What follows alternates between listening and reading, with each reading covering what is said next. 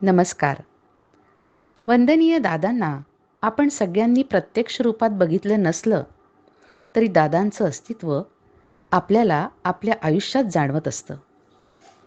प्रत्यक्षपणे आपल्याला हळूवार जो आनंद देत असतो, तो वारा आपल्याला दिसत नसला तरी त्या वाऱ्याची झुळूक आपल्याला जाणवते. तसंच दादांचं अस्तित्व आपल्या सगळ्यांच्या आयुष्यात आहे. आपण सर्वांनी आपल्या अनुभवातले दादा जाणले आहेत किंवा आपण पुस्तकांमधून जे वाचले आहेत तेवढेच दादा आपल्या सर्वांना माहिती आहेत. पण कार्याच्या सुरुवातीपासून दादांसोबत जे सेवक होते त्यांनी जेवढं जवळून दादांना बघितलं आहे, त्यांना जो दादांचा सहवास लाभला आहे तो सगळ्यांनाच लाभला असं नाही आणि सगळ्यांना अनुभव पण सारखेच आले असंही नाही. दादांचे विविध पैलू आपल्याला या सर्वांशी आपण जेव्हा प्रत्यक्षात भेटू तेव्हा कळतात. पण सगळ्यांनाच जे ज्येष्ठ सेवक केंद्रप्रमुख आहेत त्यांना भेटणं शक्य नाही. तेव्हा ज्या गोष्टी आपण पुस्तकात नाही वाचल्या, पण ज्या गोष्टी या सगळ्यांच्या हृदयात कायमच्या कोरल्या गेलेल्या आहेत, असे अमृतानुभव, आपल्याला माहीत नसलेले दादा, दादांच्या आठवणी या सर्व भक्त भाविकांपर्यंत पोहोचाव्यात या दृष्टीनं गुरुसंवाद ही मालिका आम्ही आपणासमोर प्रस्तुत करीत आहोत. या मालिकेमधून आपण न ऐकलेले, आपल्याला माहीत नसणारे वंदनीय दादांसोबतचे या सर्वांचे सुखद क्षण, अशा सर्व ज्येष्ठ गुरुबंधू भगिनी आणि केंद्र प्रमुखांकडून घेतलेल्या या मुलाखती आपण सर्वांना मार्गदर्शक आणि येणाऱ्या तरुण पिढीला प्रेरणा देऊन, प्रोत्साहित करून कार्य पुढे नेण्याला निश्चितच मार्गदर्शक ठरतील. या सर्व मुलाखती या चॅनलवर आपणास बघायला मिळणार आहेत. तेव्हा या अमृतानुभवांचा आपण सर्वांनी लाभ घ्यावा ही आपण सर्वांना विनंती. शुभम भवतु. नमस्कार. वंदनीय दादांच्या कार्यात 1955 ते 56 पासून सहभागी असणारे आपले ज्येष्ठ गुरुबंधू श्री बापू ओगले यांना फेब्रुवारी 2024 रोजी साई चरणी देवाज्ञा झाली. आदरणीय बापू ओगले यांना दादांच्या माध्यमातून अनेक विभूतींच्या आशीर्वादाचा आणि मुलाखतीचा लाभ झाला. कार्याच्या या आरंभीच्या टप्प्यात ध्वनिमुद्रण अथवा तत्सम तंत्रज्ञानाची कोणतीही सुविधा उपलब्ध नसताना सुद्धा कार्य केंद्रावर होणाऱ्या मुलाखतीची नोंद अत्यंत साक्षेपाने आपल्या हस्ताक्षरात करून ती आपल्यासाठी उपलब्ध करून देणाऱ्या बापू ओगले यांच्या लेखणीतून साकार झालेले आद्यपीठ द्वारकामाई तसेच इमान रखना यासारखे सुंदर प्रत्ययकारी लेख आपणाला परिचित आहेतच. आज आपण गुरुसंवाद या आपल्या मालिकेमध्ये बापू ओगले यांच्या कन्या सौ वसुंधरा श्याम कुलकर्णी, प्रतिमा राखे आणि माया कुलकर्णी यांच्याशी संवाद साधणार आहोत. वाचक स्वर विश्वास दामले. आणखीन बोधामृतामधला एक की कामकाज करताना एका भक्ताला त्यांनी पूजनाला प्रसाद दिला. तो उठता उठता म्हणाला, या नारळाचं किती दिवस पूजन करायचं? हे ऐकल्याबरोबर दादांनी मान डोलावली आणि म्हणाले, अरे बाळा, तुम्ही दुकानातून आणता तो नारळ, आम्ही देतो तो प्रसाद, त्याला नारळ म्हणू नका. हे सांगताना त्यांनी रामकृष्ण परमहंसांची छोटीशी गोष्ट सांगितली. त्यांना सोन्याचा विजातीय तत्व असल्यामुळे नाही, पण एका धनाढ्याने त्यांची परीक्षा देण्यासाठी त्यांच्या आसनाखाली सोन्याचं नाणं ठेवलं होतं. रामकृष्ण परमहंस आले, बसले, बसता क्षणीच ते अस्वस्थ झाले. डोळे म्हटल्याबरोबर कळलं काय. त्यांनी ते नाणं काढलं आणि त्या धनाढ्याकडे फेकलं. प्रवचन झालं, ते फेकलं आणि हातात घेतल्याबरोबर तो धनाढ्य अस्वस्थ झाला. प्रवचन विचारायचं कसं? प्रवचन झालं, सगळे गेल्यानंतर तो बसला होता. त्याने विचारलं, म्हणे, मी एवढे वेळा तुम्हाला कळलं, तुम्हाला लोभ नाही, मी परीक्षा देण्यासाठी केलं, तुम्ही केलं, एवढे वेळा म्हणे मी सोन्याची नाणी हात काय ठेवू, पण तुमचं नाणं हातात घेतल्यावर मी अस्वस्थ कसा झालो? म्हणे, बाळा, ते माझ्याकडून तुझ्याकडे आलं तेव्हा तो प्रसाद झाला. तो प्रसाद धारण करण्याची तुला सवय नसल्यामुळे तू अस्वस्थ झाला, म्हणून वाकून नमस्कार केला लहानपणापासून. धारणा आमचा उच्च कोटीचा आशीर्वाद तुमच्या शरीराला धारण करण्याची सवय लहानपणापासून लागलेली असते. तर हे बोधामृत अगदी सोप्या आणि गोष्टींमधला त्यांनी सांगितलं. त्या वातावरणाचा विचार करून आपल्याला आतापर्यंत प्रश्न बोला की वाकून नमस्कार काय करायचं त्यात त्यांनी आणि ते द्यायलाच बसलेत सगळं. पण माझी वेळ आता गेले जसं आपण म्हणतो ना, म्हणणं असं आहे की आम्ही कृपाशीर्वाद दिलाय आहे तुमच्या भोवती, तुमच्या शरीराला ती सवय पाहिजे ना. म्हणून त्यांनी आता लगेच सांगते की ते वंदनीय दादा म्हणाले की मूल हे तुमचं मूल हे तुमच्या रक्तामासाचं असतं. त्याला नमस्काराची सवय लागली की तुम्ही दिलेला आशीर्वादात झटकन धारण केला जातो. म्हणून मोठेपणी आम्ही दिलेला उच्च कोटीचा आशीर्वाद धारण करण्याची सवय असल्यामुळे तो पटकन धारण होतो. त्यांनी कृपाशीर्वाद तुम्ही किती केलं त्याच्यावर नाही, दिलेला आहे, धारण करू शकत नाही. ती शरीराला सवय पाहिजे. तेव्हा लहानपणा आणि नमस्कार कसा आजकालच्या टीव्ही मध्ये दाखवतात पाय लागू म्हणजे असा नाही, आपल्या पद्धतीनेच नमस्कार केला पाहिजे. आणि हे संस्कार लहानपणापासून घडले गेले पाहिजेत, तेव्हाच तो आशीर्वाद धारण होतो. आणि हे अंधानुकरण नाही. आणि तर गोष्टी आपण म्हणतो की असं संयम राखला, म्हणजे हे अण्णांनी सांगितलेली गोष्ट आहे. किती संयम राखला असेल. हेमकुंजाची गोष्ट, 3 खोल्या, मधल्या खोलीत देव, इथे दुसऱ्या खोलीत दादा बसायचे, पुढे स्वयंपाकघर होतं. बाबांची मुलाखत झाली, सगळे भक्त उठून स्वयंपाकघरात, देवघरासमोर. देवघरासमोर बसल्यानंतर जसं बाबा बोलायचे तसंच तो बोलायचा, बेटा यायचा करो, ऐसा करो. आणि त्यांना पेढा द्यायचा, ते भक्तही पेढा घ्यायचे. अण्णा म्हणाले मी पण घ्यायचो पेढा, पण म्हणे माझं एक निरीक्षण होतं की त्याचे डोळे वेगळे दिसतात. आणि बाबा कसे की असं वेगळे जे आले, इतरत्र आले, त्या त्यांना बाबा त्यांना डाव्या हाताने मारायचे आणि हा उजव्या हाताने. हा सगळे उठले की एक भक्त असा होता, म्हणजे त्यावेळेला असा प्रसंग घडला की दादा खोलीत येऊन बसायचे आणि स्वयंपाकघरात त्यावेळेला तांबे काकू, म्हणजे आम्ही तिला आजी म्हणायचो, तर तिच्या देवघरात सगळे देवघर असं खाली होतं, तिथे तो भक्त बसायचा. आजूबाजूला हे इथे जे बसलेले होते सगळे तिकडे जायचे, अण्णा पण जायचे. आणि अहो बेटा, म्हणजे जसं हाजीबाबा बोलायचे तसंच. आणि काय काय सांगत असेल ते. अण्णांनी त्यांचं एक निरीक्षण केलं होतं. अण्णांचं निरीक्षण फार मार्मिक आणि अगदी मायन्यूट असं छानच होतं म्हणजे ते. तर अण्णा म्हणायचे त्या माणसाचे डोळे वेगळे दिसायचे आणि तो उजव्या हाताने असं असं त्यांच्यावर जसं हाजीबाबा करायचे तसं करायचे. आणि तो पेढे बिढे पण द्यायचा, सगळे पेढे खायचे. आणि हे जवळजवळ वर्षभर चाललं होतं आणि दादा मात्र मुकाटपणे हे बघत होते, काही बोलले नाही. नंतर एकदा हाजीबाबांचा संचार झाल्यानंतर त्यांनी सांगितलं की अरे बेटा, सगळे जे काही जण येतात ते काही सगळे संचार अवस्था नसते, काही इतरही लोक येतात, तेव्हा असं करू नका. म्हणजे त्यांनी संयम किती बाळगला. लोककल्याणाकरता, लोकसंग्रह करण्याकरता त्यांची आपण किती परीक्षा बघितली, किती त्यांनी संयम ठेवला. आणि आपल्याला बांधूनच ठेवलं ना, नाहीतर झटकन एखादा राग आला आणि बोलले असते तर कोणी टिकलं नसतं. एवढे आम्ही. तर अण्णांनी एक प्रसंग सांगितला की एक भक्त अगदी ठरवून आला होता, त्या दिवशी पारायणाला बसायचं नाही संध्याकाळी. तो धोतर घेऊनच गेला. अण्णाच दादा म्हणाले अरे पारायणाला बसायचं नाही, मी धोतर आणलं नाही का, बरं. स्वतःच धोतर वाळत घातलेलं त्यांना घरी. म्हणजे आम्ही इतके नखरे केले, इतकी त्यांचीच परीक्षा बघितली की दादा त्यापुढे कधीही त्यांनी दुस्वास केला नाही. बोलण्यात त्यांच्या गोडवाच होता, कधी त्यांनी कटुता नाही दाखवली किंवा मनाला टोचेल असाही प्रसंग त्यांनी कधी व्यक्त केला नाही. त्यामुळेच आज आम्ही असे जे खालच्या लेव्हलचे किंवा आमची विचारांची पात्रता सुद्धा अगदी साधी, दादांबद्दल आमची भावना काही नव्हती, आमचे प्रश्न सोडवणारे एवढेच होते. आता मात्र कळल्यानंतर खूप वाईट वाटतं की आम्ही असे कसे वागलो. त्या संदर्भातल्या बोधामृताबद्दल एक सांगते की दादा म्हणत असत की SREE श्री म्हणजे सरस्वती आणि SHREE श्री उच्चारात फरक आहे. म्हणजे लक्ष्मी, लक्ष्मी चंचल असते. ह्या जन्मी जर तुम्ही कोट्याधीश असाल तर पुढच्या जन्मी कदाचित तुम्हाला कवडीपासून सुरुवात करावी लागेल.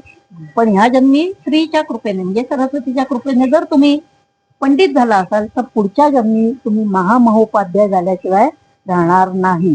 म्हणूनच श्रीच्या म्हणजे सरस्वतीच्या कृपेने श्री म्हणजे लक्ष्मी प्राप्त करायची. जे काही धन प्राप्त होईल ते आणल्यानंतर देवांपुढे ठेवायचं, त्याला हळद कुंकू, देवांना हळद कुंकू स्वतःला लावायचं आणि प्रार्थना करायची की ही आपल्याच कृपाशीर्वादाने धनसंपदा प्राप्त झालेली आहे, त्याचा विनियोग योग्य प्रकारे होऊन समाधान आणि समृद्धी लाभू दे आणि मगच ते वापरायला सुरुवात करायची. म्हणून उच्चार करताना ओम श्री साईनाथाय नमः न म्हणता ओम श्री साईनाथाय नमः म्हणायचं. परफेक्ट असं ठासून.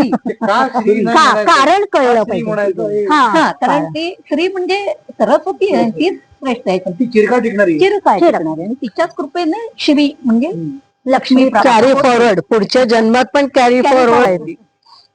दादांचा तो मिश्किलाचा शोलेचा प्रसंग सांग ना. हा कसला म्हणजे कसं वेगळा पैलू आहे दादांचा, पण कसं मनातलं ओळखतात ना हे मात्र म्हणजे अर्थात अरे आता आपण काय म्हणतो, त्याच्यात मग आपण- त्यावेळेला आपली भावना होती की मनातलं कसं ओळखतात. ते जर काय रस 11वे नाथ आहेत म्हटल्यानंतर आपल्याला त्यांची ओळख फार उशिरा झाली. तर त्यावेळेला बांद्र्याला माझी बहीण आणि मी कामकाजाला गेलो होतो आणि बांद्र्याचं ज्यांनी केंद्र बघितलं असेल तर आम्ही भिंतीला टेकून बसलो होतो अगदी मागे. दादांच्या आणि समोर पण दादा मागे दादा कामकाज म्हणजे त्यांच्यापासून आम्ही खूप लांब होतो आणि कामकाजाला म्हणजे कसं की प्रश्न भक्ताने विचारलेला फक्त दादांनाच कळायचा आणि त्याचं निराकरण सुद्धा फक्त त्यालाच कळेल इतक्या आवाजात ते कामकाज चालायचं, म्हणजे कोणाला काही कळायचं नाही. आम्ही दोघी बसलो होतो आणि एक असा प्रसंग आला की कामकाजाला जे आले होते त्यांचा एक मुलगा होता, व्रात्य होता, खोडकर होता. तो काहीही केला बसायला तयार नव्हता, चुळबुळ करत होता आणि दादा काय म्हणाले की सारखं धिशक्या हो, उसको मारूंगा, धिशक्या हो, उसको ते नाही मारूंगा. त्याने सांगितलं ते. हा असं. आणि दादा त्याच्याकडे म्हणाले आमच्याकडे नजर, त्याच्याकडे निराकरण. देखो मैं ऐसा गब्बर जैसा गोली मारूंगा आपको असं म्हणताना नजर आमच्याकडे होती. कारण नेमका आम्ही आदल्याच दिवशी शोले सिनेमा बघितला होता. आम्हाला इतकं हसायला आलं त्यावेळेला. त्यांना काय कळलं की आम्ही शोले बघून आलो आणि आम्हाला आदल्याच दिवशी सांगतात बघितलं आणि दुसऱ्या दिवशी असा झाला. म्हणजे कसं असतं की लक्ष तर देव आहे म्हटल्यानंतर आपण म्हणतो हा अनुभव हा येणारच आहे.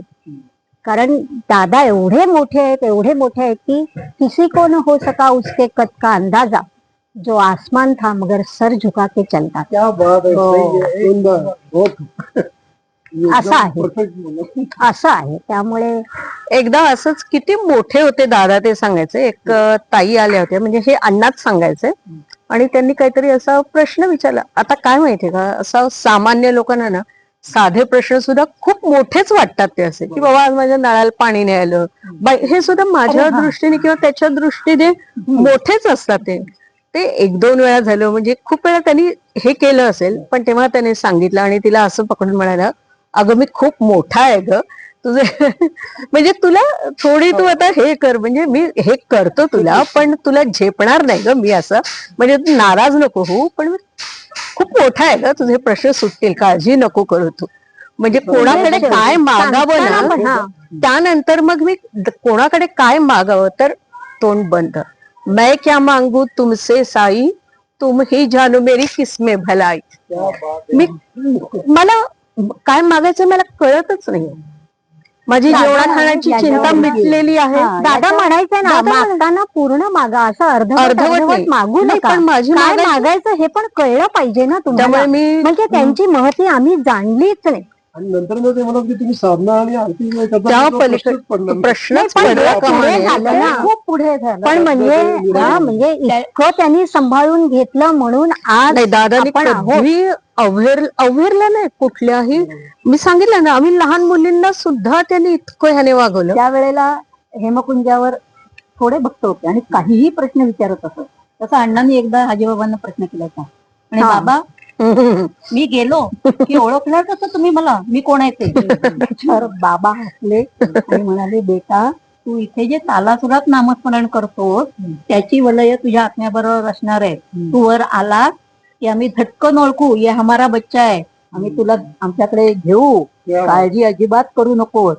म्हणजे काही प्रश्न, म्हणजे हा किती हा विचारण्याचा नाही, पण आता एक त्यामुळे विषय. आपण निश्चिंत होतो की नाही म्हणजे आहे ते चांगले अण्णा पण आहे. तेवढे प्रगल्भ की भौतिक एवढं प्रश्न तुम्ही तर- सांगताय की तुम्हाला आम्ही हे केलंय, असं वंश विमोचन केलंय, इथे जागा फिक्स केले, पण अण्णा चांगलं सांगितलं तर अरे काय हे आहे ते झटकन तुला ओढून घ्या, अरे हा आपला बापू बघ असं इतकं किंवा छान. ते म्हणायचं अण्णांना लागलं होतं ना, मी एवढी काळजी घेईन हा हा पायाला.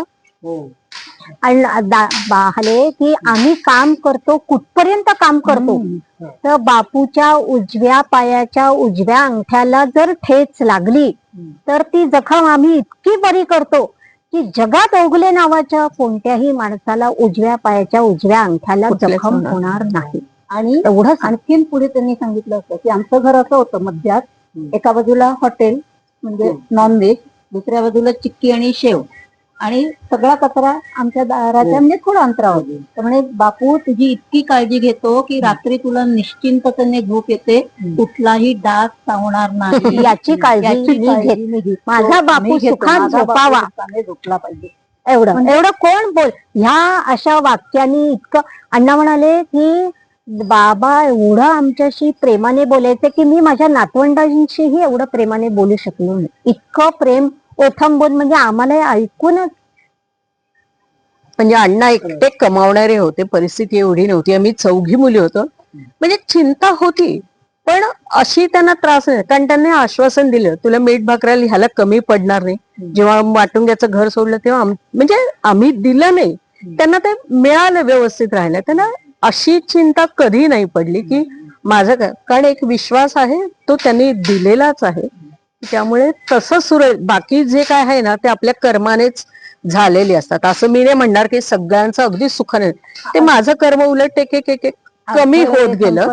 पण जी काही आहे ना पण त्यातून ते तर हाजी बाबा त्यावर एकदा म्हणाले होते की जगात तुम्ही मला सांगा कुठली वस्तू फुकट मिळते, प्रत्येक गोष्टीला किंमत आहे.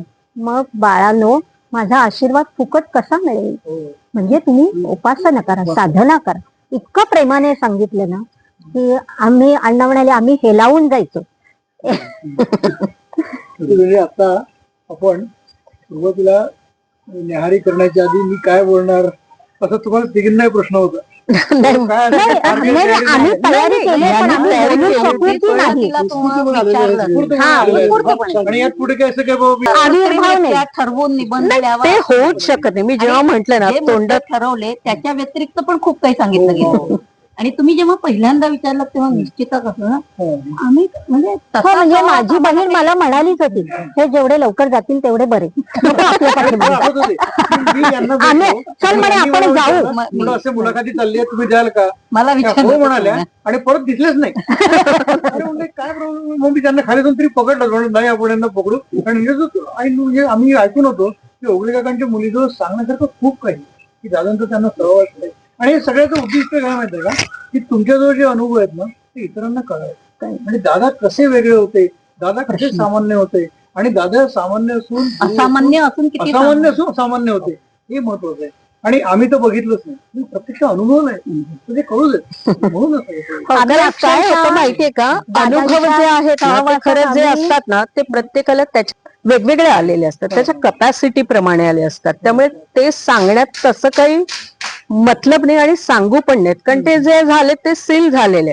पण दादा, तुमचा जो उद्देश आहे, दादा काय कसे कळावे, ह्यासाठी मग आम्ही जे आहे की दादांबद्दल कसं होतं ते, बाकी अनुभव आहे ना की प्रत्येकाची पातळी वेगळी आहे धारण करण्याची. प्रत्येकाला आणि ते अनुभव येतो आणि तो त्याचा वैयक्तिक अनुभव जवळ ऐहिक आहे तो. प्रत्येकाला त्याच्या उंचीनुसार ते मिळेल. मिळतं. आता एखादा वादात नाही. हा उद्देश तुमचा आहे की आज दादांविषयी कळावं, आणि ते पण आम्हाला काय कळतं की आहे? आज जरा चान्स मिळालाय मात्र तर दादांविषयी मला सोडू बोलायला नका, मिळालं. हे कळकळून तुम्ही करताय, सांगणं आहे. तुमचे पण आभार. म्हणजे हे तर नंतरच झालं, पण त्यासाठी मग मी तयार झालो. बाकी अनुभव सांगण्यासारखे जे माझे आहेत ते मलाच माहिती आहेत. पण आता एकदा दादांविषयी हाजीबाबा म्हणाले होते एकच हो, हो. सांगते शेवटचा प्रश्न असेल की तुम्ही तुमचा अविस्मरणीय अनुभव, तुमचा अविस्मरणीय आणि तुमचा हा, चालेल. अविस्मरणीय. ओके, चालेल चालेल. अजून पण अविस्मरणीय अविस्मरणीय प्रसंग सांगा. अविस्मरणीय प्रसंग दादांच्या बाबतीत सांगा. एकच हाजीबाबांचा सांगते. एक पारशीबाई केंद्रावर संवेदना घ्यायला यायच्या आणि एका गुरुभगिनीला बाबांनी सांगितलं होतं की तू संवेदना तिला दे. तर जवळ राहणारी होती ती, तर कधी यायची कधी नाही यायची. तर एकदा ती आली तेव्हा बाबा म्हणाले, अगं असं नको करूस, त्या पारशीबाईला गरज आहे म्हणून ती येते, तू फक्त हात हलवण्याचं बुजगावण्यासारखं काम कर, मी बरं करण्याचं काम मी करीन, पण तू यायचं नाही असं करू नको. इतकं कोण सांगणार. कितीतरी म्हणजे दादांचे आता आपल्याला कळलं अविस्मरणीय प्रसंग, प्रत्येक प्रसंगच अविस्मरणीय आहे. नाही असं नाही, पण त्यातले जे सांगायचे आहेत महत्वाचे, सांगू तेवढं कमीच आहे. म्हणून म्हटलं ना, किसी को न हो सके उसका कद का अंदाजा, ते खरंच आहे. आणि आम्ही अक्षरशः मंतरलेल्या चैत्रबनात होतो, बाकी काही आम्हाला नव्हतं, दुसरं विश्व नव्हतं. दादा आले की चलो, बाकी इकडे नाही, सिनेमा नाही, नाटक नाही, म्हणजे आम्हाला मोहही झाला नाही कधी, की दादा हेच आमचं विश्व होतं. त्यांची ओढ एवढी होती की बाकीच्या ओढी ह्या सगळ्या नाही, दादा आल्यानंतर काहीही नाही, एरवी चालायचं काय असं हे नक्की. अविस्मरणीय प्रसंगाबद्दल मी सांगेन. जेव्हा दादर माटुंगा कल्चरल सेंटरला 88 साली होतं ते संमेलन असं होतं दीक्षेचं, मी पण गेले होते. मी पण नोकरी करत होते, पण लिव्ह वर होते, मॅटर्निटी पहिल्या वेळेला मी एक्सपेक्टेड होते, तेव्हा मग मी तिथे गेले होते. झालं, जेवणाची सुट्टी झाली, दादाही प्रचंड दमलेले होते आणि म्हटलं आता सुट्टी झाली तर मी मागे म्हणजे नॉर्मल आपल्या इतर ह्यांच्याप्रमाणे जेवायला गेले. दादा पण म्हणजे उठतील कारण दमलेले होते असं करून. पण थोड्या वेळाने मला कोणीतरी सांगितलं की तुला दादा बोलवत आहेत. म्हटलं मला, मग म्हटलं आधी बघितलं म्हणजे जरा आपण हेच करतो. नाही म्हणे तुलाच बोलत आहेत, चल म्हणे. मग मी गेले. मग दादा परत गेलेले, आत वर आले, बसले आणि म्हणाले बस म्हणे. म्हणजे मग चुपचाप बसलोच असं. आणि त्यांनी इथे मला संवेदना दिल्या, काय 5 मिनिटं ज्या काय असतील त्या. मला काही कळेना, म्हणजे मी काही विचारलं पण नाही आणि म्हणजे विचारण्याची ही पण नव्हती. त्यांनी संवेदना दिल्या, ये म्हणे आता. मग मी आले आणि नंतर मग त्यांनी अण्णांना बोलवलं, बापू मूल आडवं होतं पण आता काय तू काळजी करू नकोस. आणि जेव्हा तेव्हा सांगितलं तेव्हा अण्णा पण हादरले. म्हणजे भरते दिवसामध्ये असं काही म्हणजे त्यांना काळजी होती अर्थात, ते मला नाही सांगितलं त्यांनी, पण म्हणे आता काही काळजी करू नको म्हटल्यानंतर मी आश्वस्त झालो. पण आता सुद्धा मला इतकं जाणवतंय की माझ्या मुलाला इतका भरभरून आशीर्वाद मिळालेला आहे की अपारच आशीर्वाद मिळालेले जन्मापासून. आणि ते दादा एवढे मला आठवते, दमलेले थकलेले असताना पण परत त्यांनी मला बोलावलं आणि संवेदना दिले. त्यामुळे मयुरेश खूप काय म्हणतील, अर्थात त्याच्या कर्माने तो ह्याच्यात ओढला गेला आधीपासून, ते त्याचं कर्म झालं, पण दादांचा कृपाशीर्वाद मात्र सगळ्यांवरच आहे. त्याच्यावर विशेषत्वाने असं मला जाणवतं. मयुरेश मयुरेशचं नाही केंद्रावरनं ठेवलेलं, दादांनी सांगितलं होतं तुझं तूच ठेव. म्हणजे काय असं कधी काही जणांचे असे वाद झाले असतील किंवा जमत नाही, पटत नसेल, काही नाही, पण त्यांनी क्लिअर सांगितलं होतं तुमच्या आवडीने ठेवा त्यांच्या म्हणून. मुखातून म्हणजे त्यांनी नाही सांगितलं गेल्यानंतर जर तुम्ही ठेवलं नाही तो एक प्रकार नाही असे काही प्रसंग झाले त्यांनी नंतर असं सांगितलं. ते असेल मला नाही माहिती, पण त्यांनी सांगितलं काही काळजी करू नको. एवढं संपल्यानंतर माझ्या दोन्ही मुलांची नावं आमच्या ह्यानेच ठेवलेत, पण आशीर्वाद दादांचा आहेच आहे त्याला. माझा एक अविस्मरणीय प्रसंग तो म्हणजे नोकरी सुरळीत झाली, सांगितली, पेन्शन म्हणजे निवृत्त झाले, पेन्शन ती होती आणि मला असं कळलं होतं की 5,000 दिल्याशिवाय हा नंतरचा आज नंतरचा असू दे ना, आता हा अविस्मरणीयच आहे माझ्या आयुष्यात. नंतर 2 आहेत शक्ती स्वरूपात. तर 5,000 रुपये टेकवल्याशिवाय फाईल साहेबाच्या टेबलावर जाणार नाही. आणि मी ठरवलं होतं 5,000 मी देणारच नाही, का म्हणून द्यावेत. एक आणि दुसरी गोष्ट, काम झाल्यानंतर मी विचार करीन ना द्यायचे की नाही. त्यांचं काम आहे, त्यांनी करावं. एप्रिलमध्ये मी निवृत्त झाले. मे महिन्याच्या 3-4 तारखेपासून मी परळला ऑफिस होतं, पेन्शन ऑफिस, तिथे जात होते. पहिल्यांदा त्या बाईने दुर्लक्षित केलं. आली असेल, बसली, तास 1.5 तास बसायच्यावर काय झालं, काही बोलली नाही, तरी मी चिकाटीने जात होते. 4 वेळा, 5 वेळा, 10 वेळा.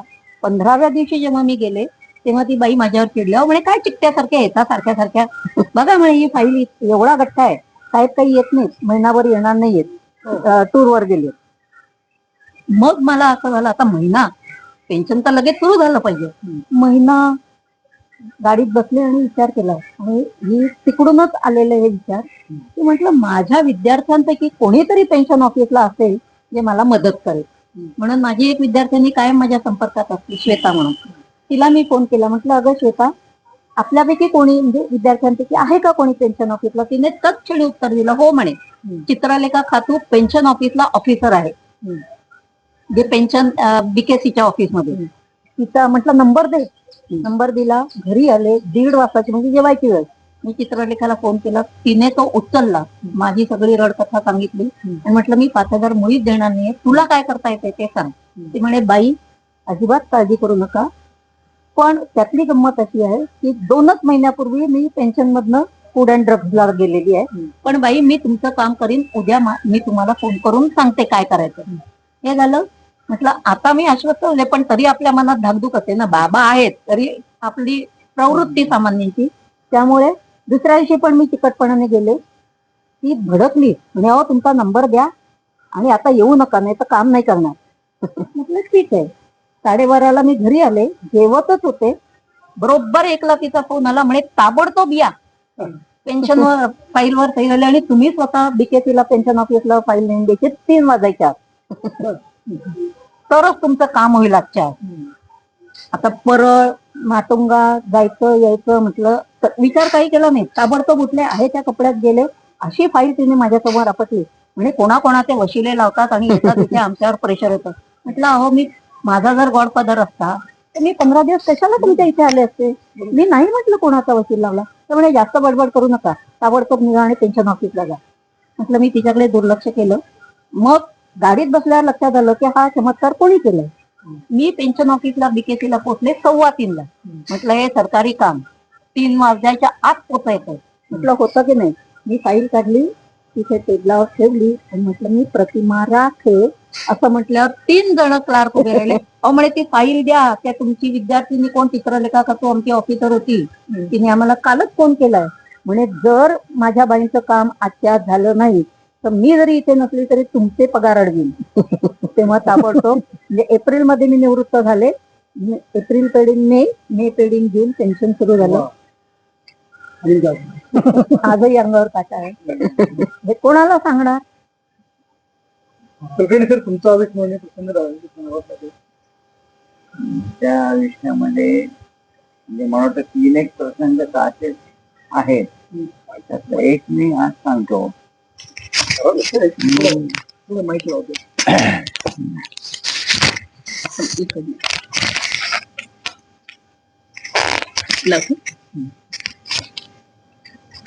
हा तर एक प्रसंग असा होता की मी गाडी घेतली होती आणि माझा एक मित्र होता. तो म्हणाले की तुम्ही आमच्या श्रीरामपूरला या, फॅमिली सकट ये म्हणे, आपण शनी शिंगणापूर वगैरे असं सगळं करून जाऊ.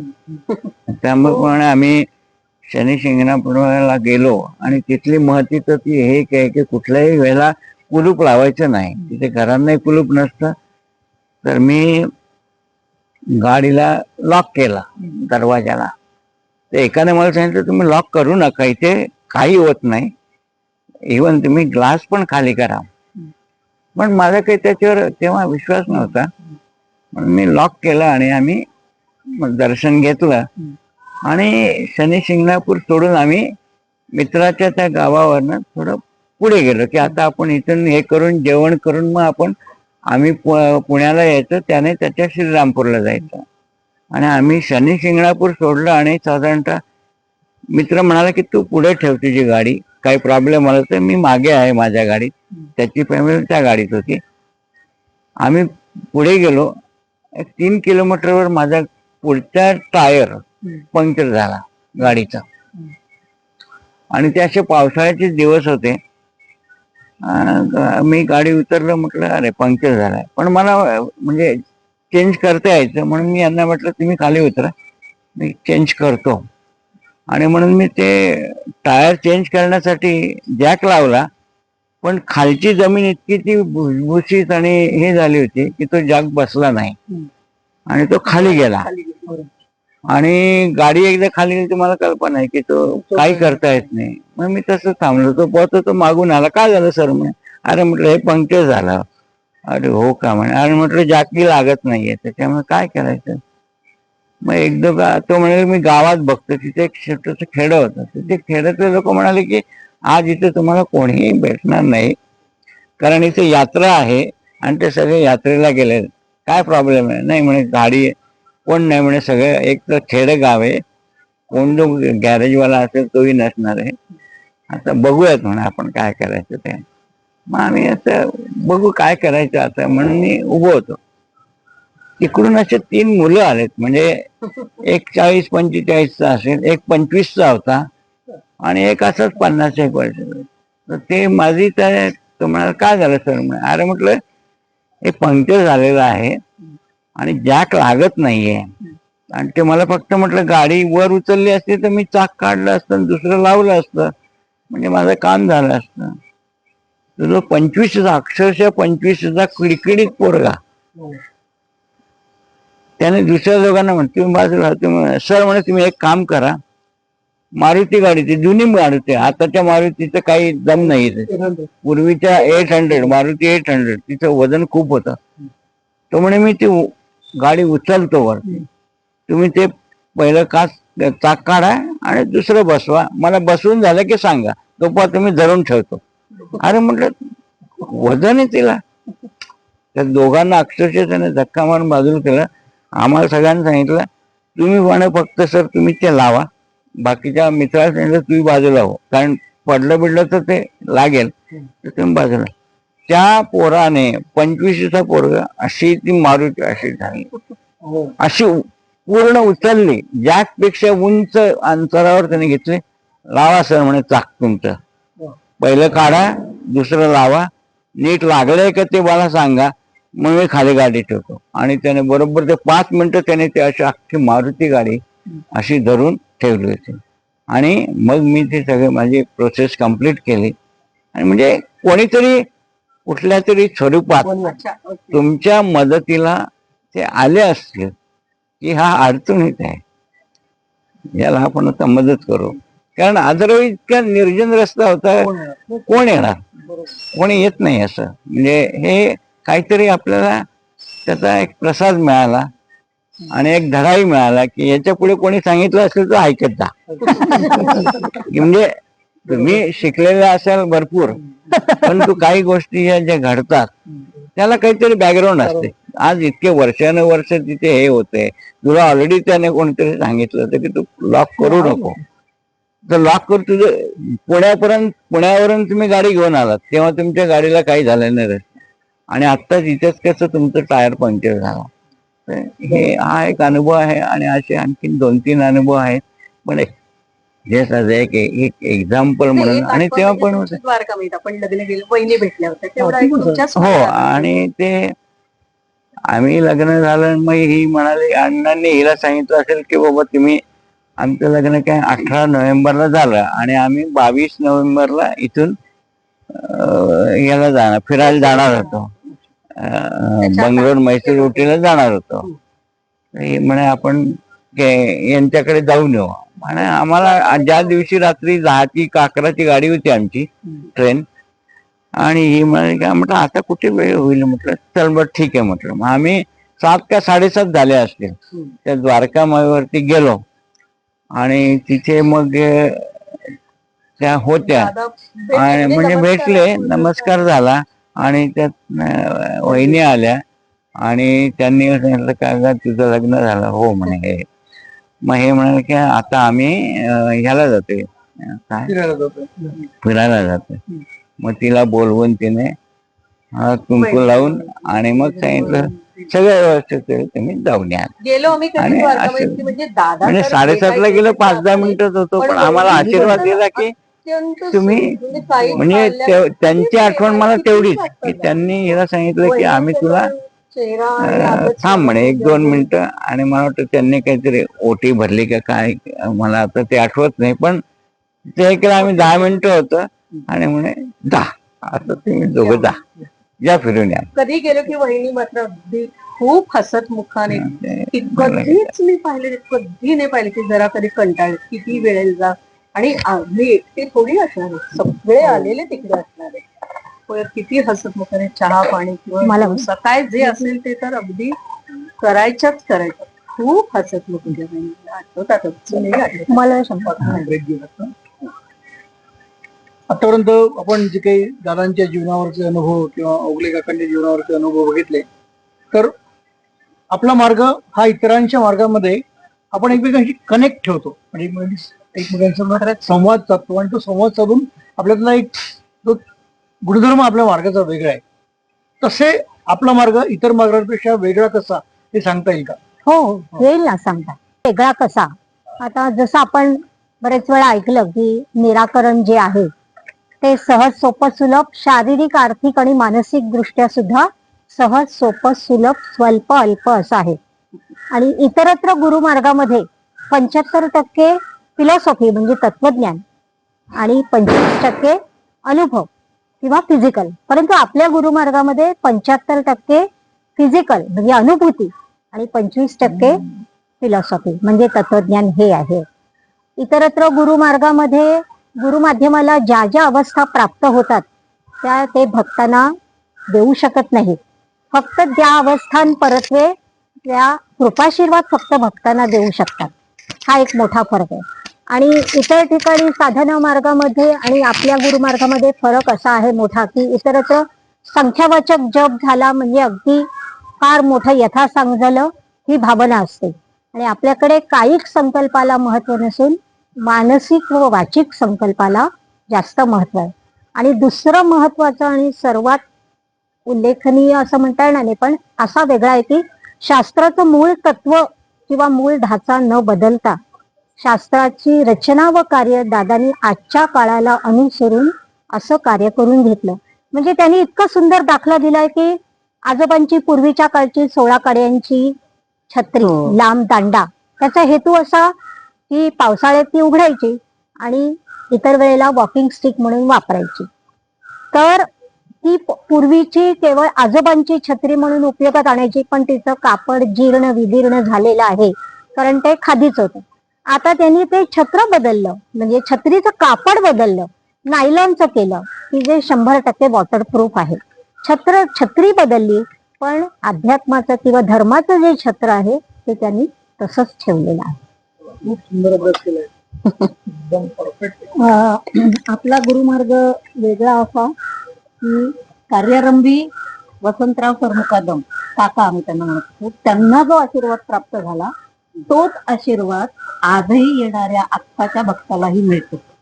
दुसरी गोष्ट अशी की ज्या देवदेवता आहेत त्या सत्व रज तम अशा गुणांनी युक्त असतात. आता काही सत्व काही रज काही तम, पण तुमची कुलदैवत जर सत्वगुणाची असेल आणि तुम्ही रजगुणाचे असाल तर तुम्ही कितीही त्या पद्धतीने उपचार केलेत, पूजापाठ केलेत, त्याची उपासना केली तरी सत्व आणि रज हे विजातीय असल्यामुळे आशीर्वाद दिला तरी तो तुमच्यापर्यंत पोचत नाही.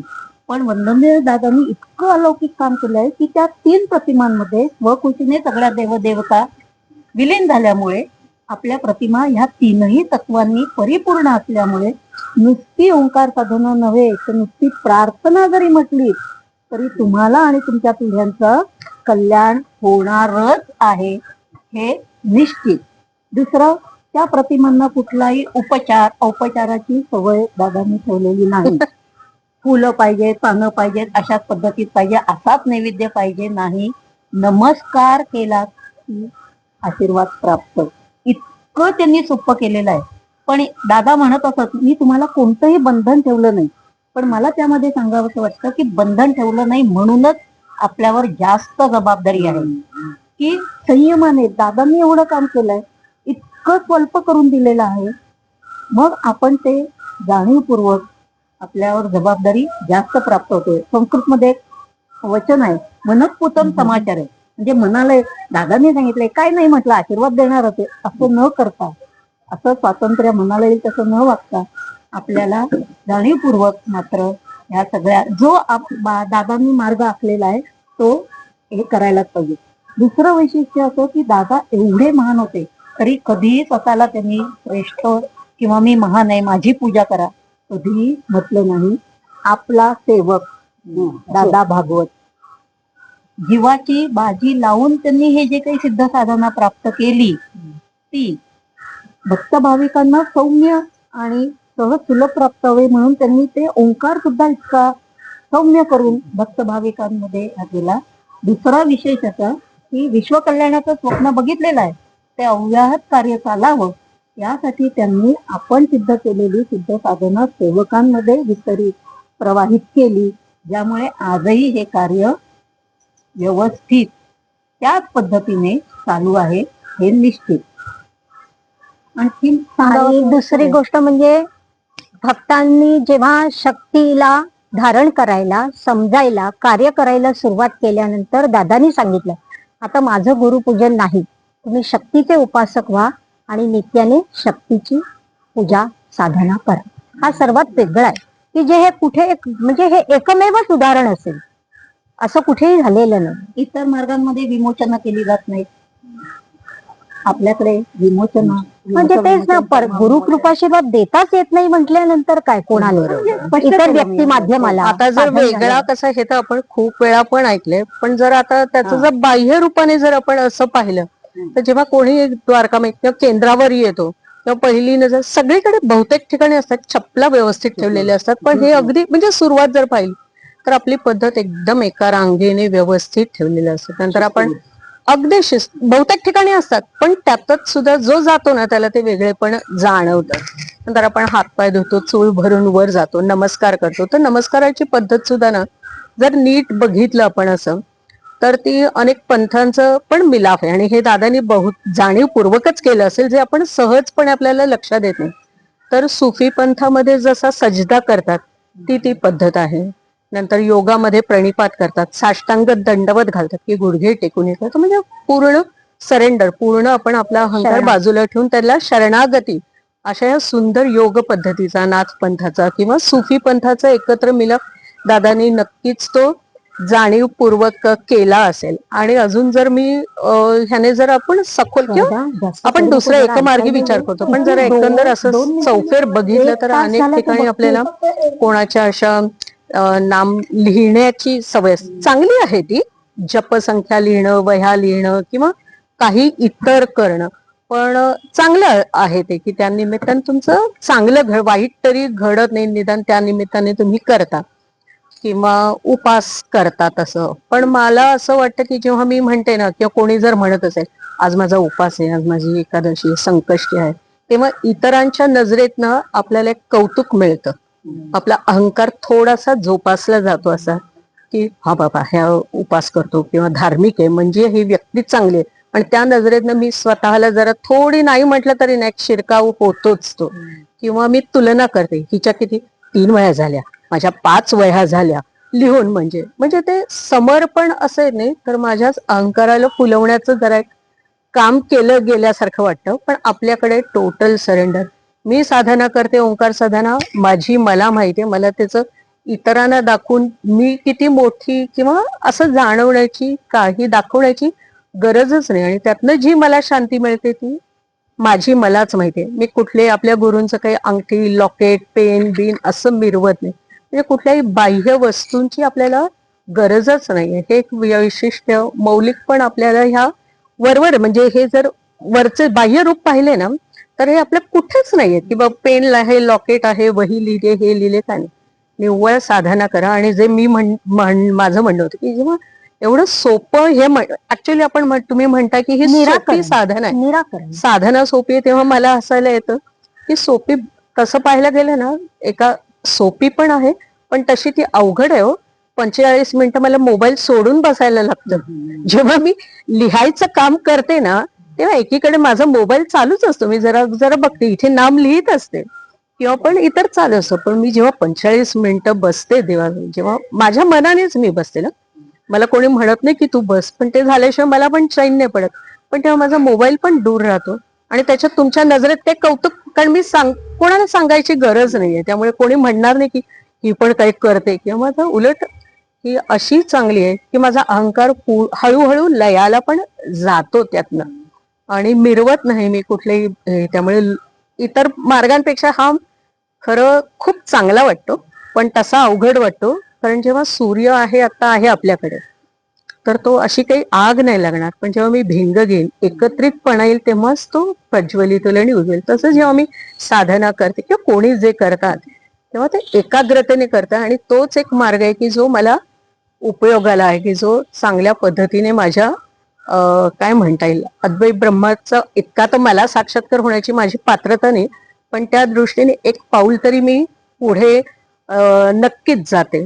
तर अशा बाह्य गोष्टींचं मात्र आपल्याकडे काहीही नाहीये, आवड हे नाहीये. देखावा. आणि देखावा नाही, पण अशा बाह्य स्वरूपाने आपण महत्व देत नाही. अंतःकरणातल्या शुद्धतेला आणि समर्पणालाच आपल्याकडे वेगळं दिलं जातं. दुसरी अगदी आवर्जून म्हणजे अगदी निश्चयाने सांगण्यासारखी म्हणजे आपली आरती साधनं इतकी सुंदर आहे, सुरेल आहे की कुठलीही ऐका तुम्ही. द्वारकामाईतली दादांची, आत्ताची विजयदादांची पण आरती का, तुम्ही मंत्रमुग्धच होऊन जाता. काहीच नाही, शब्द, लय, ताल, सूर जे गोडवा. काही आहेत ते एवढे परफेक्ट आहेत ना की ज्याने कोणीही कधी ऐकली नसेल. आता आमच्याकडे म्हणजे कुठले देशी विदेशी येतात, त्यांना हे आपलं म्हणजे हिंदू धर्म पण नाही माहिती, हे पण नाही माहिती.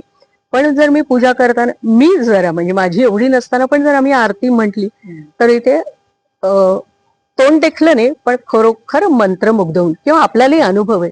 जेव्हा दादा म्हणतात, विजयदादा किंवा आरती म्हणतात, उभे ठाकले गुरु, तेव्हा अक्षरशः डोळ्यासमोर उभे राहतात की नाही आपल्या, जसेच्या तसे उभे राहतात. तर आरती साधन इतकी सुरेल, नुसतं गाणं नाही येते, निव्वळ गाणं नाही, चांगल्या रागदारीत बांधलेलं आहे, त्याच्यात आर्ततेने आवाहन केलेलं देवाला आहे. आणि हा ज्याचा त्याचाच अनुभव आहे की किती वेगळ्या आरती साधनेचा, ओंकार साधनेचा किती तुम्ही तुमच्या पुढे जात आहे. आज जर मला देह मिळाल्या मानवाचा, इथेच माझी उत्क्रांत म्हणजे काही आहे तर माझी प्रगती इथेच होणार आहे. तर त्यासाठी मला जरी हे सोपं म्हणत असले, जरा हे झालं तरी पण मी करून मला पण जाणवतं की बाबा हा बाबा मी एक तसूभर तरी पुढे सरकलेली आहे ह्या मार्गामधनं. हा एक त्यातला वेगळेपण झालं बाह्य स्वरूपाच्या वेगळ्या आपल्या ह्याच्यातलं. त्यांनी पण आपल्या मार्गाचं जे विश्लेषण केलं, त्यांनी जे केलं ते फिलॉसॉफी बेस्ड केलं, यांनी जे केलं ते आध्यात्मिक जोडून केलं, आणि तुम्ही जे केलं ते माणूस जोडून केलं. खरोखर तुम्ही का माहितीये का, कौतुक करण्यासारखं आहे. एकच सांगण्यासारखं नाही ना, म्हणून मग असं जे ज्याला जे जे अनुभव आले. प्रत्येकीने एकाच ठिकाणी राहून मला वेगळे सांगायचे, खरं त्याचा अभ्यास केल्याचे सांगता येणार नाही. नाही, ह्याचं काही आम्हाला हे देऊ नका. असं कार्य credit देऊ दादांचं नका. एवढं मोठं आहे मी आणि पहिल्यांदाच त्यासाठी मी हा? पहिल्यांदाच म्हणते, अगदी अगदी दादांच्या अगदी अगदी शिकवणीत असलं अगदी अगदी तरी सुद्धा मला हे आवर्जून एकच वाक्य सांगते, आवर्जून सांगायचं असतं की अण्णा साठी आम्ही घेतलेच अनुभव, मिळणार होते तेच अनुभव आहेत प्रत्येकाला. तर आणि ही दादांची इच्छा होती की अण्णांबद्दल काहीतरी बोलावं. आदरणीय ओगले भगिनींच्या मुलाखतीचा भाग 2 आपण ऐकलात. या मुलाखतीचा पुढील भाग आम्ही लवकरच प्रक्षेपित करणार आहोत, तरी सर्वांनी नक्की बघा आणि अशाच अनेक सुंदर मुलाखतींसाठी गुरुसंवाद चॅनलला सबस्क्राईब करा. अनेक लोकांपर्यंत गुरुसंवाद पोहोचवा.